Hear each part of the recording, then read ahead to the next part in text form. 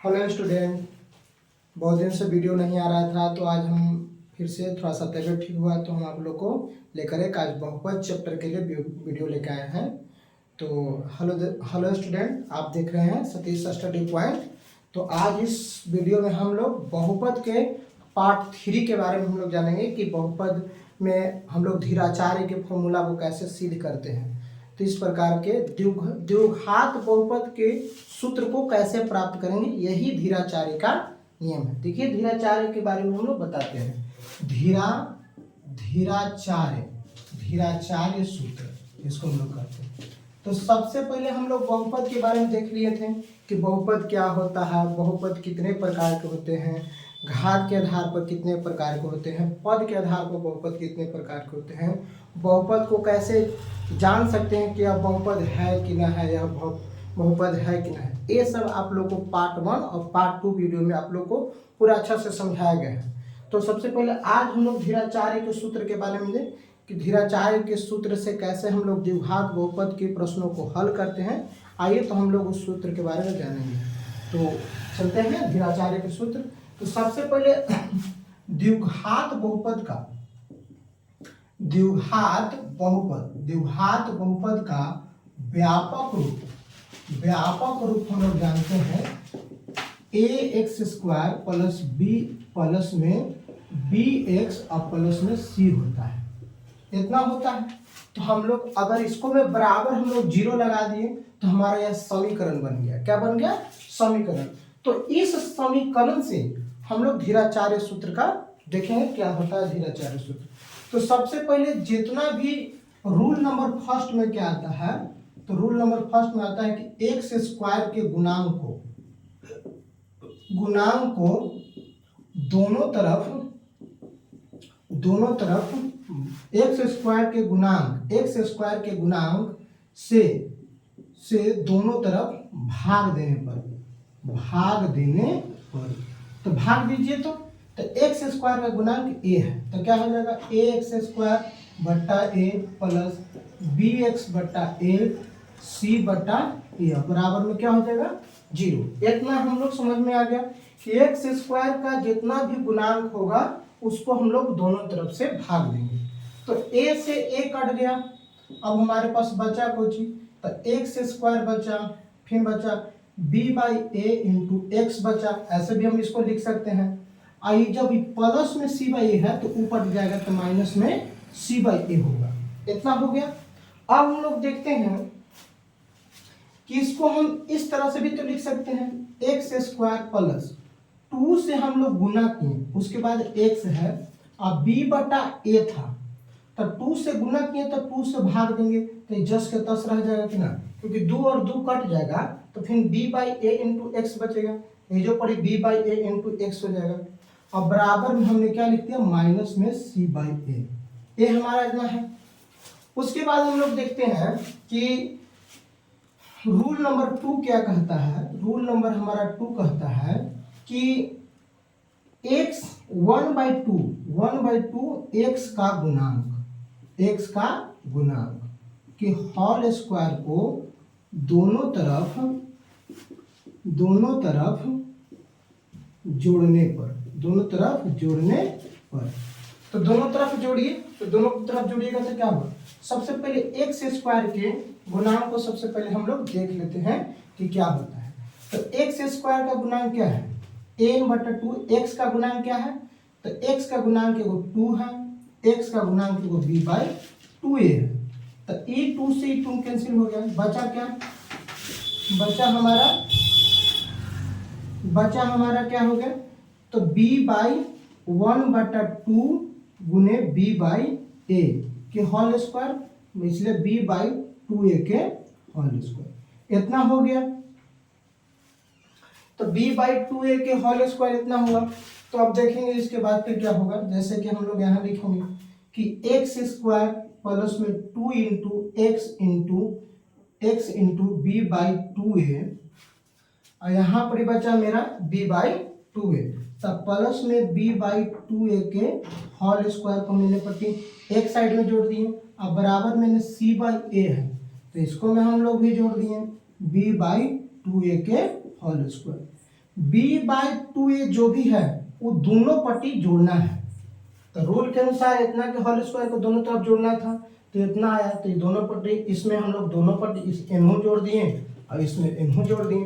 अब देखिए हमारा क्या निकल के आता है, तो एक्स स्क्वायर प्लस में क्या निकल गया 2 इंटू एक्स इंटू b/2a, अब प्लस में b/2a के होल स्क्वायर बराबर माइनस में c/a, अब प्लस में b स्क्वायर बटा 4a स्क्वायर हो जाएगा। अब देखिए यहां से हम लोग देखते हैं इसके बाद कि हम लोग कि x के होल स्क्वायर है तो a square plus 2ab plus में b स्क्वायर, तो x प्लस b/2a के होल स्क्वायर भी तो लिख सकते हैं, क्योंकि इसका फॉर्मूला होता है a square plus 2ab plus में b स्क्वायर का फॉर्मूला a प्लस b के होल स्क्वायर होता है। तो इस फॉर्मूला को हमने इसको बैठा दिया। बराबर में क्या है, बराबर में माइनस c/a है और प्लस में है b स्क्वायर बटा 4a स्क्वायर है। तो x प्लस b/2a के होल स्क्वायर बराबर a और 4a के लघुत्तम हो जाएगा 4a स्क्वायर, तो a से a वो कट जाएगा तो बचेगा यहाँ 4a, अब 4a में c से गुना होगा तो माइनस में 4ac, अब प्लस है तो प्लस, अब ये हो जाएगा b स्क्वायर। इसको हम थोड़ा सा सजा के लिखते हैं। कैसे सजा के लिखते हैं, तो x प्लस b/2a के होल स्क्वायर बराबर b स्क्वायर माइनस 4ac बटा में 4a स्क्वायर। स्क्वायर से जब ऊपर टी जाएगा तो स्क्वायर तो क्या होगा x/2a, और फिर क्या हो जाएगा बराबर में प्लस माइनस रूट चढ़ गया तो क्या हो जाएगा, तो हमारा b स्क्वायर माइनस 4ac बटा में 4a स्क्वायर, तो x प्लस b/2a बराबर plus minus root under b square minus 4ac अब बट्टा में 2a। अभी प्लस में है तो ऊपर जाएगा तो क्या होगा माइनस में b इंटू 2a, अब plus minus root under b square minus 4ac अब बट्टा में 2a। इतना हो गया। तो a हमारा, अब देखिए तो x बराबर हमारा फॉर्मूला 2a का लघुत्तम क्या हो जाएगा 2a, तब minus b plus minus root under b square minus 4ac, ये हमारा धीराचार्य का फॉर्मूला हो गया। ये फॉर्मूला तो हमने देखें कि द्विघात समीकरण में किस प्रकार से हम एक प्रकार के सूत्र प्राप्त कर सकते हैं। तो सबसे पहले हम लोग द्विघात बहुपद का व्यापक रूप लिया, बराबर में 0 लगाया तो समीकरण बन गया। उसके बाद हम लोग एक्स स्क्वायर के गुणांक से दोनों तरफ भाग देने पर तो कट गया, तो X square plus B X plus A into X प्राप्त हो गया। अब बराबर में प्लस c/a था तो ऊपर गया तो माइनस c/a हो गया। अब एक्स स्क्वायर प्लस में 2 से गुना किए तो 2 से भाग भी देने पड़ेगा। अब x है तो x लिखे, b/a है तो b/a लिखे। अब बराबर ही बटी c/a था माइनस में तो माइनस में c/a हो गया। रूल नंबर दूसरा क्या कहता है कि 1/2 इंटू एक्स का गुणांक के होल स्क्वायर को दोनों तरफ जोड़ने पर, तो दोनों तरफ जोड़िए, 1/2 एक्स का गुणांक 2 भी है, एक्स का गुणांक b/2 भी है, तो 2 से 2 कट गया तो 1/2, 1 में b से गुना होगा तो b हो गया और 2 में a से गुना हुआ तो 2 है, और होल स्क्वायर है तो होल स्क्वायर हो गया। तो दोनों तरफ b/2a के होल स्क्वायर इन्हों तरफ इसको में भी जोड़ दिए, अब बराबर की पार्टी था तो उसमें b/2a के होल स्क्वायर जोड़ दिए। अब हमको a प्लस b के होल स्क्वायर पर बैठाएं तो ये इतना ई पार्टी वाला बायां साइड वाला हमारा जो था सो a प्लस b के होल स्क्वायर पर बैठ गया। अब माइनस में c/a है, प्लस में b स्क्वायर बटा 4a स्क्वायर है। तो यहाँ से चलते हैं हम लोग क्या देखें कि जब ये फार्मूला पर x प्लस b/2a के होल स्क्वायर पर बैठ गया तो हमारा मिल गया, फिर माइनस में c/a b स्क्वायर बटा 4a स्क्वायर, तो a और 4a स्क्वायर का लघुत्तम ले लिए 4a स्क्वायर हो गया, a से a कट गया तो एक हम बचा 4a। अब 4a में गुना करेंगे c से तो माइनस 4a से, आई जस्ट के तस है तो b स्क्वायर करे तो b स्क्वायर। अब देखते हैं क्या स्क्वायर है तो ऊपर जाएगा तो रूट में होगा, तो रूट के पहले प्लस माइनस लगा रहता है तो प्लस माइनस ई जस्ट ऊपरे वाला को रूट के रूट में छोड़ दिए। अब 4a स्क्वायर का निकला 2a, 4 के 2 निकला, a स्क्वायर के a निकला। अभी प्लस में b/2a था तो ऊपर गया तो माइनस में हो गया, 2a का लघुत्तम 2a, तो ये हमारा धीराचार्य का फॉर्मूला आ गया। तो इस प्रकार से हम आप फॉर्मूला को प्राप्त कर सकते हैं। यह धीराचार्य का फॉर्मूला है, ठीक ना, धीराचार्य का फॉर्मूला है। इसके बाद हम आप लोगों को आगे बता रहे हैं कि धीराचार्य के फॉर्मूला को आगे हम लोग व्यापक रूप कैसे कर सकते हैं और इसको सरल तरीका से कैसे बना सकते हैं। तो चलिए आइए हम लोग देखते हैं, इसको भी समझना एक बार अच्छा से समझ लीजिए, ठीक। और हाँ, इस प्रकार के जिस विधि से इसको सिद्ध किए उस विधि को हम लोग कहते हैं पूर्ण वर्ग बनाने की विधि। इस विधि का नाम क्या है? पूर्ण वर्ग बनाने की विधि। तो सबसे पहले देखते हैं हम आगे,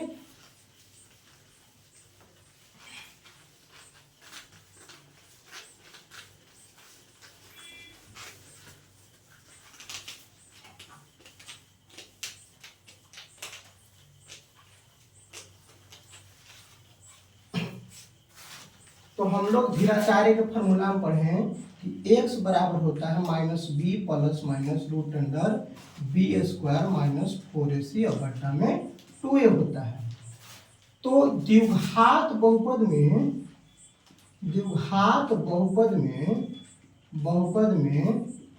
दो शून्यक होते हैं, दो शून्यक होते हैं। हम आपको पहले ही पार्ट 1 या पार्ट 2 वीडियो में ही बताए थे कि पार्ट 1 और पार्ट 2 वीडियो में बताए थे कि शून्यक कितने होते हैं। तो शून्यक क्या होते हैं? शून्यक 2 होते हैं। अगर द्विघात बहुपद है तो शून्यक 2 होते हैं, और द्विघात अगर 3 होते हैं तो शून्यक 3 होते हैं। द्विघात बहुपद में बताए थे कि शून्यक 2 होते हैं। अगर यही त्रिघात बहुपद रहेगा तो शून्यक 3 होगा। अगर चतुर्थ घात रहेगा तो शून्यक 4। जितना घात रहेगा शून्य की संख्या उतना ही होगा। क्या द्विघात के लिए है तो द्विघात शून्य क्या होगा? 2। तो इसलिए वो पहला का नाम होता है अल्फा।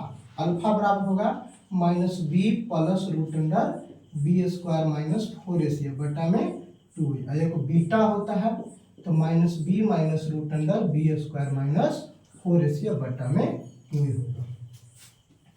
देखिए बी स्क्वायर माइनस 4ac बराबर बड़ी डी होता है।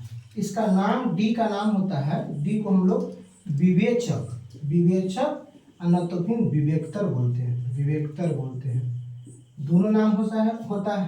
तो इसलिए अल्फा बराबर ऐसे भी लिख सकते हैं -b plus root under D by 2a, और बीटा बराबर लिखते हैं -b minus root under D by 2a। इसको भी हम लोग लिख सकते हैं।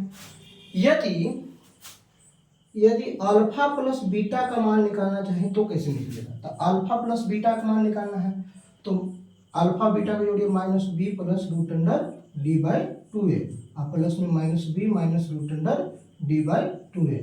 तब 2a का लघुत्तम कितना हो जाएगा? 2a।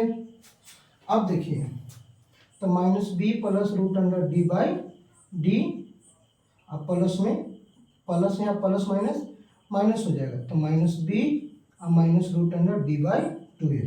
तो plus D minus D cut गया तो -b और -b -2b हो जाएगा, और माइनस यहाँ 2a है, 2 से 2 कैंसिल। इसलिए क्या प्राप्त हुआ? अल्फा प्लस बीटा बराबर प्राप्त होता है -b बाई a। एक और फार्मूला हमको मिल गया। हम लोग ये भी पढ़ते हैं, बार बार पढ़ते हैं कि अल्फा प्लस बीटा बराबर -b बाई a होता है। अल्फा प्लस बीटा बराबर -b बाई क्यों होता है, हम लोग देख लिए ना कि अल्फा प्लस बीटा बराबर क्या होता है, -b बाई क्यों होता है। तब से कोई भी पूछेगा तो अल्फा प्लस बीटा बराबर कितना होता है।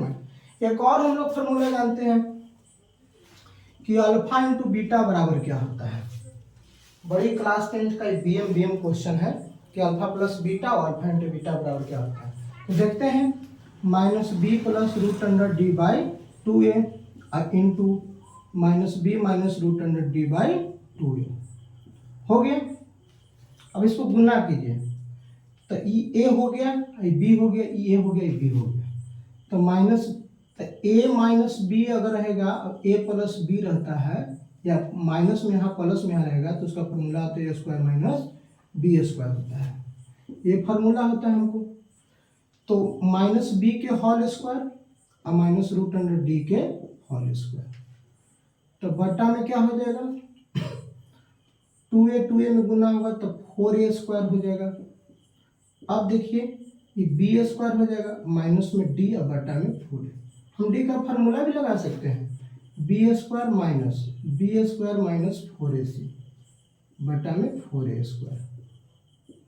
4a² होगा क्योंकि 2a में गुना हुआ तो 4a², और डी की जगह पर बी स्क्वायर माइनस 4ac रख दिए, तो बी स्क्वायर माइनस में गुना हुआ तो बी स्क्वायर हो जाएगा, माइनस माइनस प्लस में 4ac हो जाएगा, और बटा में 4a²। बी स्क्वायर से बी स्क्वायर कैंसिल, तो 4ac है बटा में 4a²। 4 से 4 कैंसिल, ए से ए कैंसिल, तो अल्फा इंटू बीटा बराबर क्या हो गया, c/a आ गया।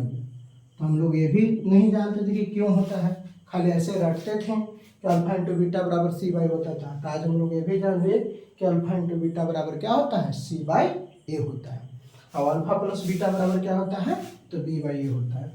तो एक तरह से हम लोग फार्मूला देखें कि अल्फा प्लस बीटा बराबर माइनस b/q होता है, अल्फा इंटू बीटा बराबर c/q होता है, इतना हो गया। तो हम लोग आगे चलते हैं, अब इस पर एक हम क्वेश्चन देख लेते हैं कि धीराचार्य के नियम को हम लोग किस प्रकार से बनाते हैं। तो हम लोग क्वेश्चन क्यों चलते हैं, एक क्वेश्चन सॉल्व करते हैं इस पर।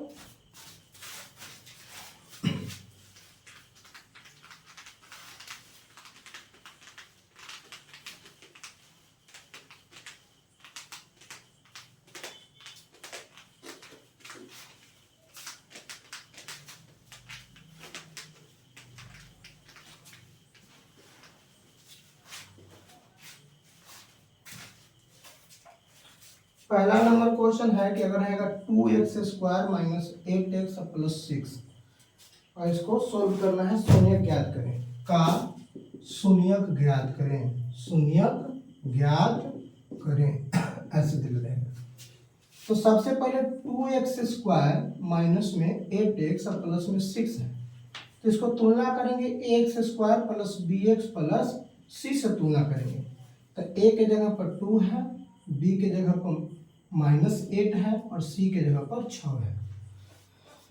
तो d बराबर निकालिए, तो d का फॉर्मूला होता है b² माइनस 4ac, तो b का मान है -8, तो -8 के स्क्वायर, फिर क्या हो जाएगा माइनस में 4 गुने 2 गुने 6, तो d बराबर हो 8 के स्क्वायर 64, और माइनस 4 दूनी 8, 8 6 48, तो घटेगा तो कितना आएगा 16। तो अल्फा बराबर क्या होता है -b प्लस √d/2a, अब बीटा बराबर क्या होता है -b माइनस √d/2a। b का मान है माइनस में 8, तो माइनस और माइनस प्लस हो जाएगा, प्लस √16/2 गुने a का मान 2 है तो 2 रख दिए, तो 8 प्लस 4 बटा में 4, तो 12 बटा में 4, तो 4 क्या है 12, तो a को आया 3। अब बीटा में देखते हैं, तो बीटा बराबर b का मान है -8 माइनस माइनस प्लस 8 माइनस में √16 बटा में 2 गुने 2, तो बीटा बराबर 8 माइनस 4/4, तो 4 बटा 4 कट क्या है 1, यानी कि अल्फा बराबर 3 और बीटा बराबर 1 हमारा आंसर आ गया। तो इस प्रकार से हम द्विघात बहुपद को हम शून्य ज्ञात कर सकते हैं धीराचार्य के फॉर्मूला से। तो आप लोग को हमको पूरा यकीन है कि आप लोग को एक समीकरण से हम लोग कितने तरह के फॉर्मूला को जाने और किस प्रकार से हम लोग क्वेश्चन को हल किए। तो हम आप लोग के लिए 2-4 क्वेश्चन लिख दे रहे हैं होमवर्क में लिख दे रहे हैं, आप लोग इसको बना करके कमेंट कीजिएगा। पहला है 3x² प्लस 5x माइनस 2, दूसरा का है x² प्लस 7x प्लस 10, और तीसरा है 4x² माइनस 4x प्लस 1, और चौथा है t² माइनस 15।